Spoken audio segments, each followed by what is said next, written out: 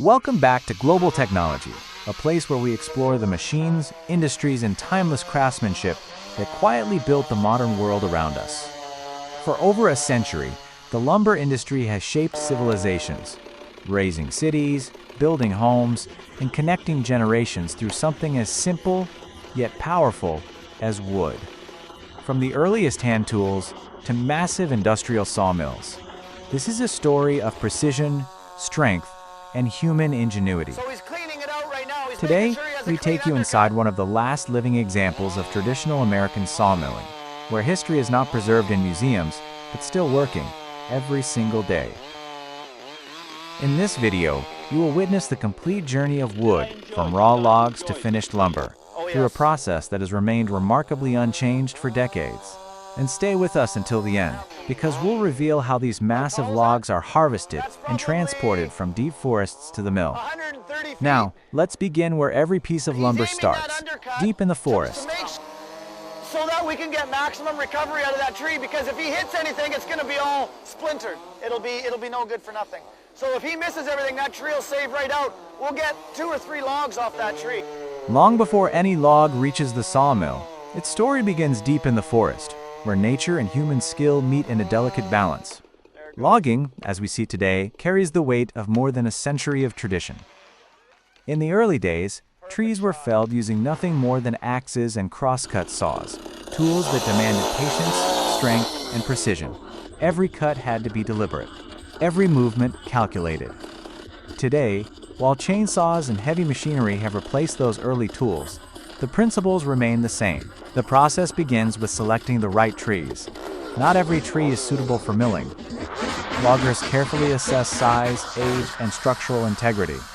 A good log must be straight, strong, and free of internal defects. Once selected, the cutting begins.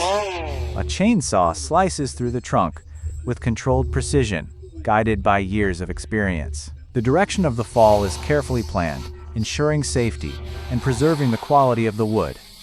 As the tree falls, it marks the end of decades, sometimes even a century of growth. But this is not destruction, it is transformation.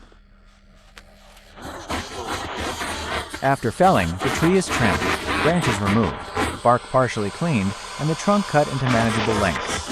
These logs are then prepared for extraction.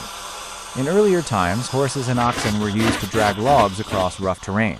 Later, steam-powered skidders revolutionized the process. Today, powerful logging machines perform this work with efficiency, but the terrain remains just as unforgiving. Mud, steep slopes, and dense forests still challenge every movement. Each log is carefully maneuvered out of the forest, often dragged along designated paths to minimize environmental impact. Responsible forestry ensures that for every tree taken, new growth is allowed to flourish.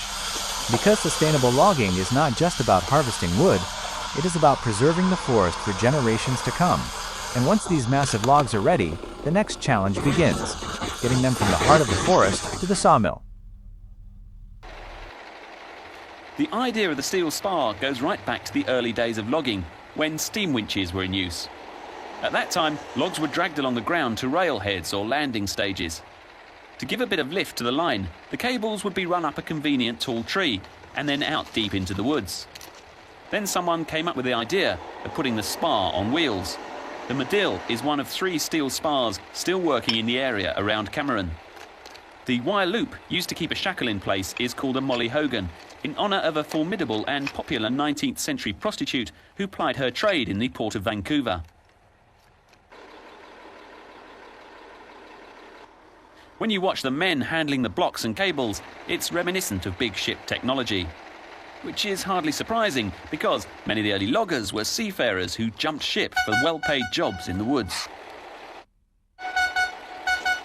Their seagoing expertise with moving large, bulky objects, such as cannons and cargo, was directly applicable to logging. In fact, modern loggers still talk about blocks, lines, and working in the rigging. The system of signals these men are using also goes back to the steam era. A woodland Morse code of long and short blasts to convey messages to the whole of the 5-man team. The butt rigging will travel at up to 40 miles an hour. It needs a decent turn of speed because the end block can be up to half a mile away.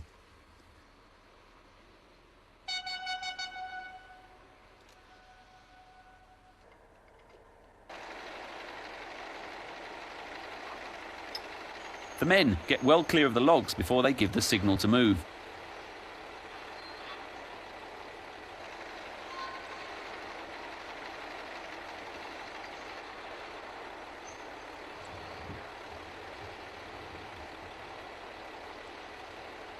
It's hard to predict exactly how the logs will behave.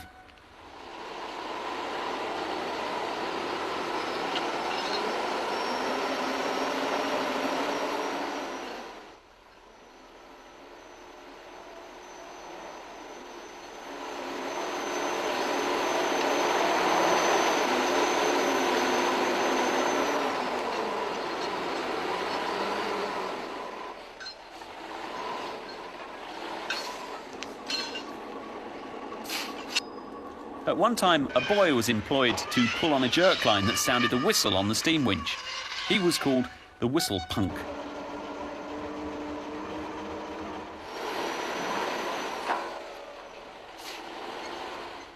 Now the hooter is activated by a radio signal sent from the belt buttons all the men wear.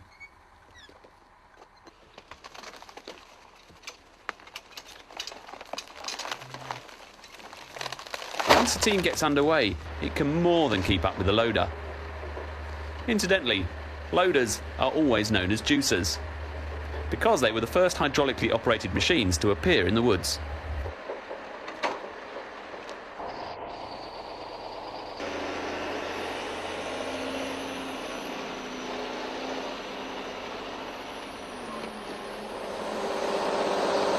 Transporting logs is a task that requires both power and precision. In the past, rivers were the highways of the lumber industry. Logs were floated downstream in massive quantities, guided by workers who risked their lives balancing on moving timber.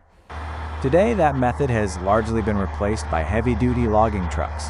Each log is carefully loaded using hydraulic loaders, machines designed to handle enormous weight with delicate control. A single log can weigh several tons, and improper handling can damage the wood or create dangerous situations. Once secured, the trucks begin their journey, winding through narrow forest roads, climbing steep inclines, and navigating unpredictable terrain. Every mile requires skill and focus. The goal is simple: deliver the logs intact, without cracks, splits, or stress damage. Because the quality of the final lumber begins with how the log is handled, long before it ever reaches the saw. And finally, after miles of careful transport, the logs arrive at their destination, a place where raw timber is transformed into something precise, usable, and enduring: the sawmill.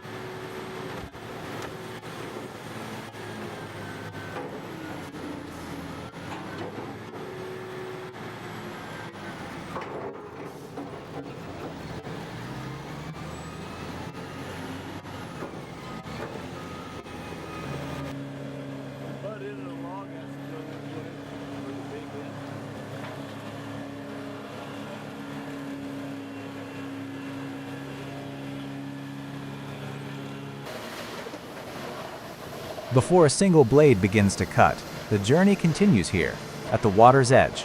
At traditional sawmills like this, logs are not rushed straight into machines. Instead, they are guided through a system that has been used for over a century, a log pond. Floating logs rest on the surface, naturally supported by water.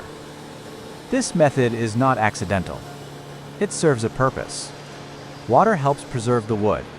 It prevents drying, cracking, and internal stress before processing even begins. Operators carefully manage the flow. Using heavy loaders, bundles of logs are gently pushed into position, never dropped, never forced. Because even at this stage, handling determines quality. Out on the water, a small powered boat, simple yet incredibly effective, moves between the logs. Its role is precise: to guide, to separate, and to position each log for the next step. This is where human control replaces automation. One by one, the logs are directed toward the intake ramp. As they reach the edge, gravity takes over. Massive logs roll forward onto a series of steel-supported ramps, aligned carefully to feed the mill in a controlled sequence. No chaos, no randomness, only rhythm built on decades of experience. Because in a mill like this, even the first movement of a log is part of a system perfected over generations. And from here, the real transformation is about to begin.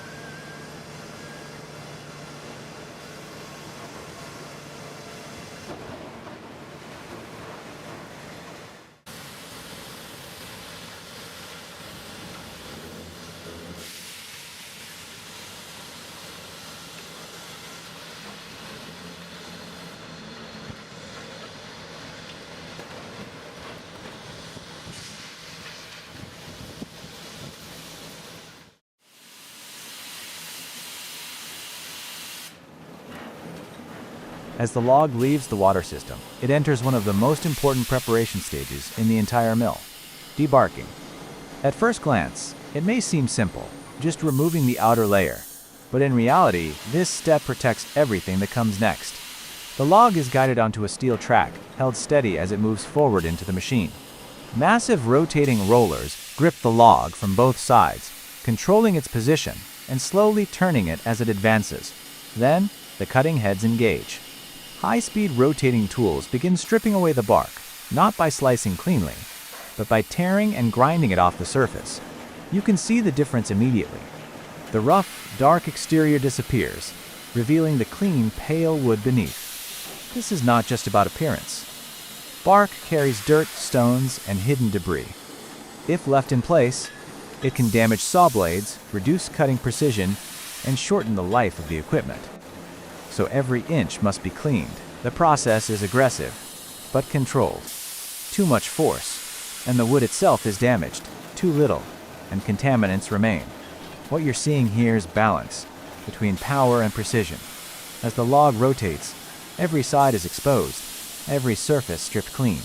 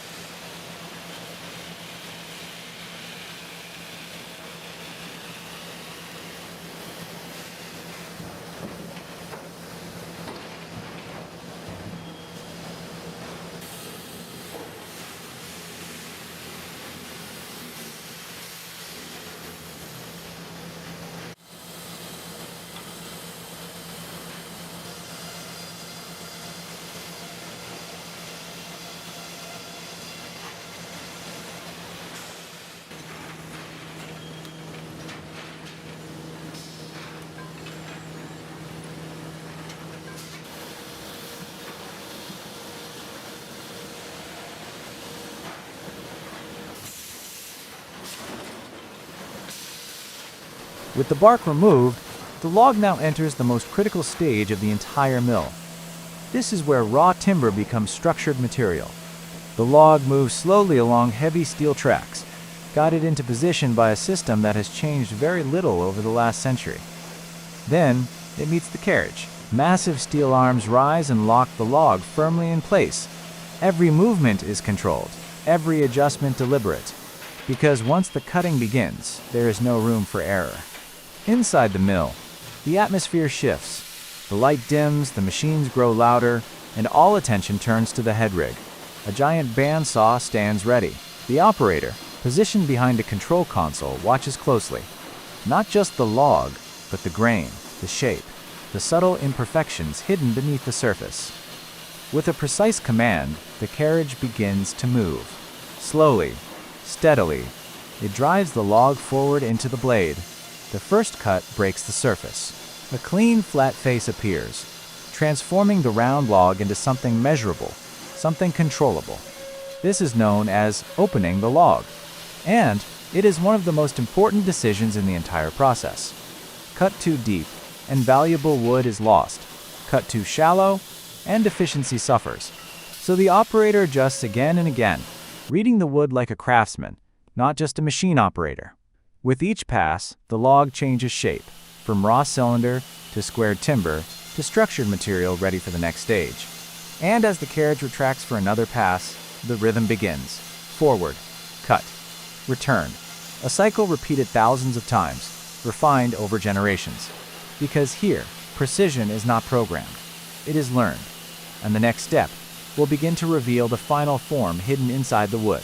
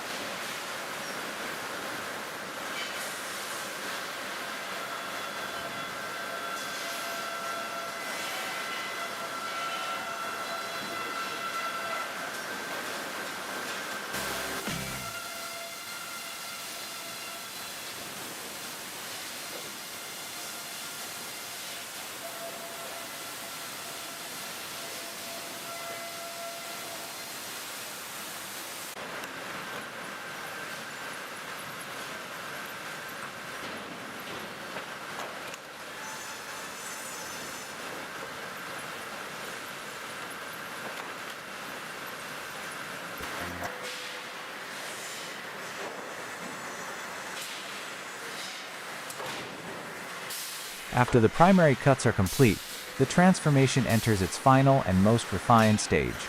The rough timber now moves along a series of heavy rollers, guided deeper into the mill. At this point, the wood is no longer a raw log, but it is still far from finished. Each piece must be shaped, sized, and perfected.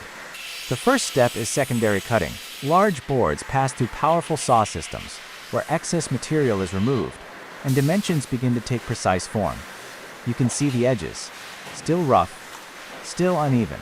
That is where edging comes in. The boards are aligned, fed carefully into high-speed circular saws, and in an instant, those irregular edges are cut clean. Straight lines replace natural curves. Now the wood begins to look familiar, like the lumber we recognize. But the process continues. Each board is inspected in motion. Operators stand nearby, watching closely, ready to adjust flow, remove defects, or redirect pieces based on quality. This is not a fully automated system. It is guided by experience, years of it. From there, the finished boards move outward, toward open space and daylight. Heavy machinery takes over once again. A forklift lifts long beams with precision, transporting them to organized stacks. Each stack represents hours of work and decades of growth. Because every board here was once part of a living tree, now it is ready for its next life, in homes, in structures, in places built to last. And as the final pieces are set in place, the process comes full circle. From forest to water to machine to material. A journey shaped by time and perfected by generations.